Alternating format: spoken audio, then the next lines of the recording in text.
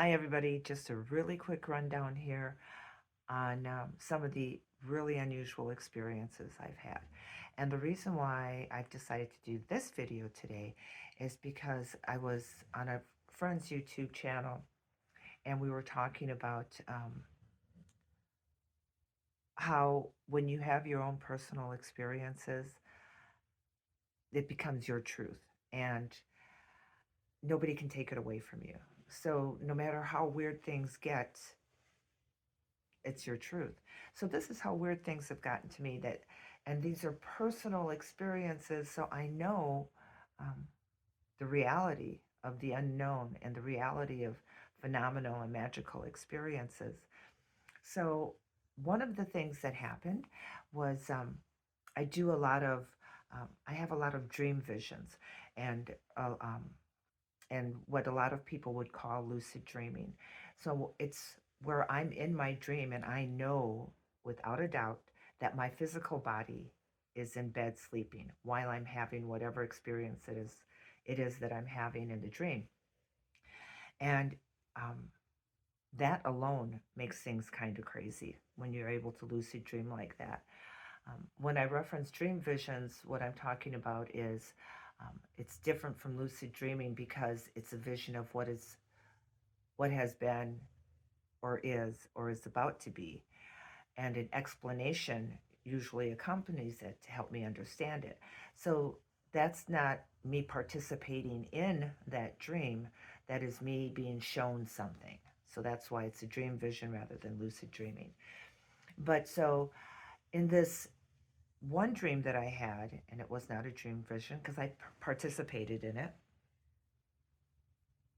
In this one dream that I had, um, an angel came down and um, took me to another planet, and this planet was concrete, and there were 7 foot tall, kid you not, 7 foot tall cockroaches walking around, and they were walking on their bottom feet and their other appendages were sticking out to their sides like this.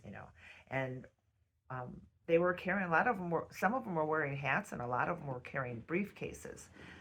And one of these, mind you, I've always been grossed out by cockroaches and afraid of them even, and other things creepy crawly. And so this happened like 20 plus years ago, almost 30 years ago.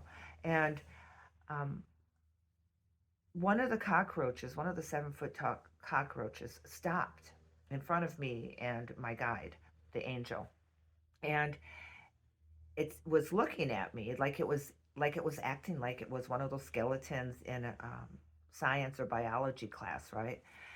Where you get to know all the bones, names, etc. And I was grossed out. So I thought to myself, okay, um, in order for me to be able to stand here and look at this 7 foot tall cockroach without freaking out, I'm going to have to focus on its eyes. I focused on its eyes so I wouldn't freak out at looking at its belly and the legs sticking out on the side. And as I looked into its eyes, it blinked, but it blinked sideways. I don't know if roaches really blink or not, or if it's sideways or what, but it blinked and it blinked sideways, kind of like a lizard. And in that moment, I saw its essence. Not necessarily its soul or spirit or whatever, but its essence.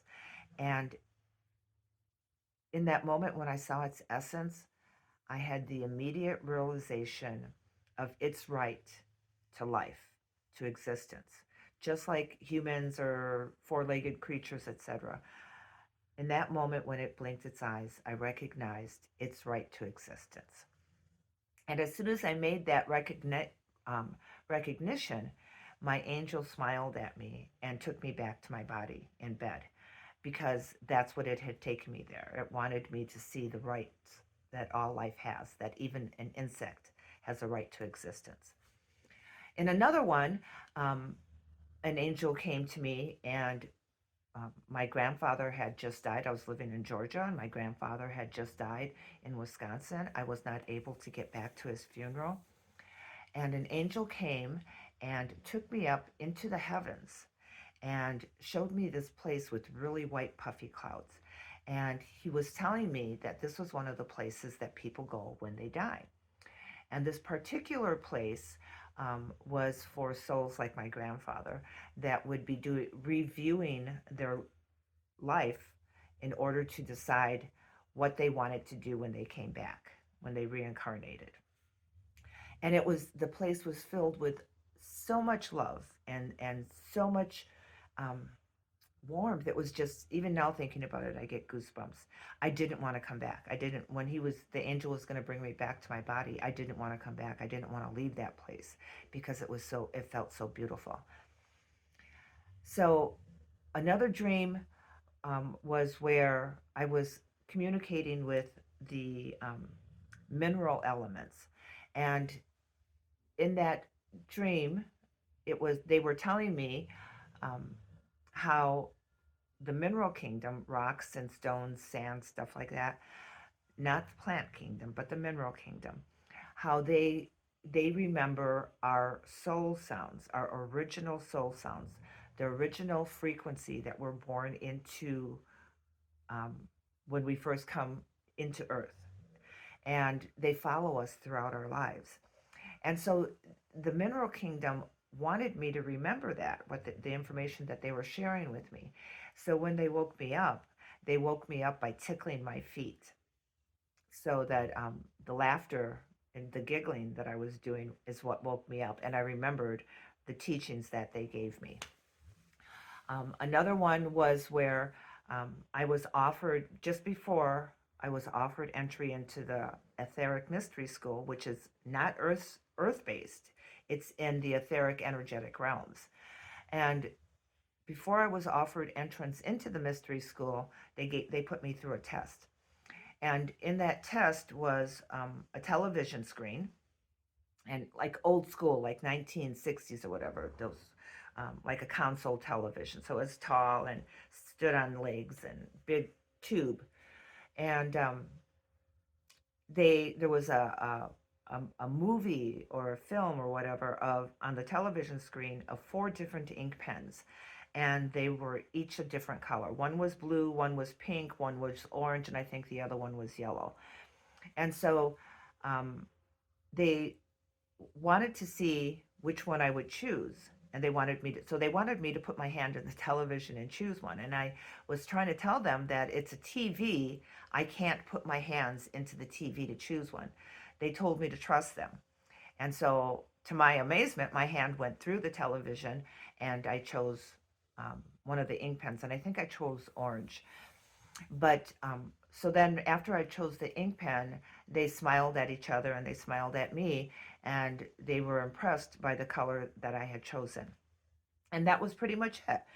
Well, then they came to me at a later date, and the dream that I had then was, and I was still living in Georgia, but they offered me the chance to enter the mystery school.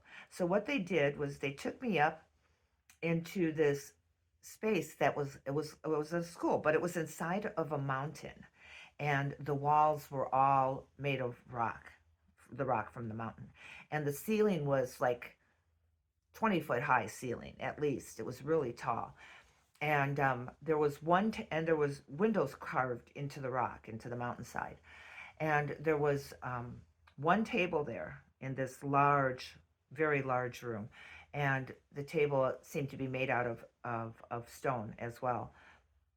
And there was a woman sitting at the table with a yellow legal pad in front of her, and she was taking down notes, and a lot of it looked like geometric symbols. And they told me that, and we're looking down at her, so like she doesn't really know that we're watching her. So, this is what happens when you're out of body and you're doing it through dream visions, right? Lucid dreaming. So we're looking at her, and I can see what she's writing on this yellow legal pad. And my guide tells me that this woman has decided to leave the mystery school because she wants to carry on with her regular earthly life. And so a position had been opened up, and they were offering it to me. And at the time, in real life, my then boyfriend was in prison in Georgia. And so I told them, um, thanked them for the offer, but said, my boyfriend's getting ready to get out of jail, and I would like to be there for him when he gets out of jail. So, but if it's okay, I'd like to, maybe I can take you up on it at a later time. And that was it. They never acknowledged what I said. They never offered me, okay, maybe at a later time. In hindsight, I could see that that was probably a little bit of an insult because I had been offered this awesome opportunity, which I just went, yeah, no, I'd rather spend time with my boyfriend who's getting out of jail, who's going to break my heart anyhow. But anyhow, so um, then what happens is my boyfriend gets out of jail, and um, things go fine for a little while, and then my entire life starts to fall apart. And I recognize how, I don't know, I'm just good at putting pieces together. But I recognize that it's all connected to the opportunity I had to go into the mystery school, and that I had put my desire to be with my then boyfriend ahead of the chance to go into the mystery school. Mind you, at the time, I had never heard of the mystery school. I had no idea what they were talking about. I didn't even know what it meant. I thought that it could possibly mean that I was going to die in order to go into a higher consciousness, a higher elevation. I didn't know anything about anything during those days. I was just beginning the whole awakening process. So, so when they said, we're offering you her position, she's leaving it, so we're offering you her position, and you can be in the mystery school. Well, I didn't know, and I didn't think to ask him, but I didn't know if that didn't mean I had to die. I thought maybe I would have to die, or something would happen where my consciousness would completely change. But I didn't. I didn't have to die. Um,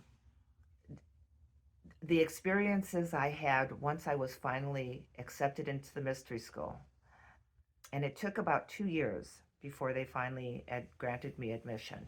But the experiences I had were phenomenal and otherworldly and psychic and sensory and dreams and visions and auditory messages and automatic writing and books falling off of shelves and people stepping into your life at just the right moment. And so I had all of those experiences while I was in the mystery school. So backtrack just a little bit, that when I was in Michigan when no, I was in Georgia when I was offered entrance into the mystery school. And then part of the process to get into the mystery school took me to a couple of different states. I went to Colorado, and then I ended up in Michigan before I went home to Wisconsin. And when I finally got home to Wisconsin, and I was telling my brother Ron, who is now deceased, I was telling him about this dream vision that I'd had. And he stops me in mid sentence, and his jaw is dropped wide open. And he asked me, wait a minute, you were invited into the mystery school? And I said, yeah, you know what it is? And he said, yeah. And so he knew what the mystery school was. And he's wondering why I would be invited into the mystery school when I didn't even know what it was. And he wasn't, and he knew what it was. So he had to explain to me what the mystery school was. And then, of course, I learned more about it throughout the years. But I wasn't accepted into the mystery school right away. So those are, that's just way overboard with that one. But that was a phenomenal, all of them were phenomenal experiences. But that one was especially phenomenal because being invited into the mystery school, not having any idea what it was, only to later find out that there is such a thing as the mystery school. And then later on to find out that human beings were actually teaching the mystery school. But, and I don't know what humans teach in the mystery school. I only know what the non-incarnate beings, the angelic realm and the higher group consciousness, etc. I know how they taught it. They're the ones that taught it to me. So I don't have an idea,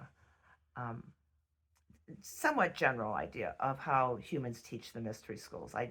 Um, Anyhow, after I was in it for 7 years, and in March of, I think it was 2005, um, I had been told that I had graduated with honors with a master's in love. And so I'm thinking to myself, okay, cool. I'm graduated. I have a master's in love. It sounds kind of airy fairy. I'm living in Sedona at the time. um, but, so it kind of sounded Sedona ish, airy fairy, woo woo stuff. And so I didn't know if that was an actual message or if it's coming from my subconscious, etc.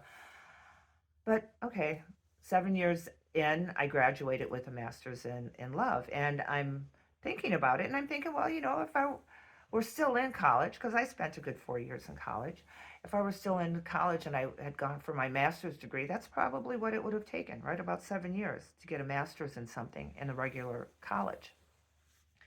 Well, the powers that be wanted me to truly understand that I really had graduated from the mystery school. And so they sent a vision to one of my then close friends who I haven't had contact with in years. And so she calls me up, a couple of days, a week later, and she says, I just had a dream about you. And you were wearing a white gown. And it was like you were going through some kind of graduation ceremony or something. And I'm like, clapped my hands together, told her thank you, started laughing, and told her, I said, that was great confirmation. Thank you for sharing that with me. We hadn't talked for months before that, but she was given this dream to share with me so that I would know that when I was told that I had graduated with a master's in love from the mystery school, that it was truth. And so, um, yeah, and then after that, I had to learn how to reacclimate back into regular life and get a regular job and go out and see friends and have drinks and go to parties and stuff. When that was a huge acclimation. So anyhow, I'm getting ready to go through a similar acclimation again. And my first jaunt is going to be with two friends down to the Tucson Gem and Mineral Show on February 12th. So wish me luck on that one. Um, I know it's probably going to be a little bit overwhelming, but with a few prayers and a little bit of luck and guidance, it should be fun.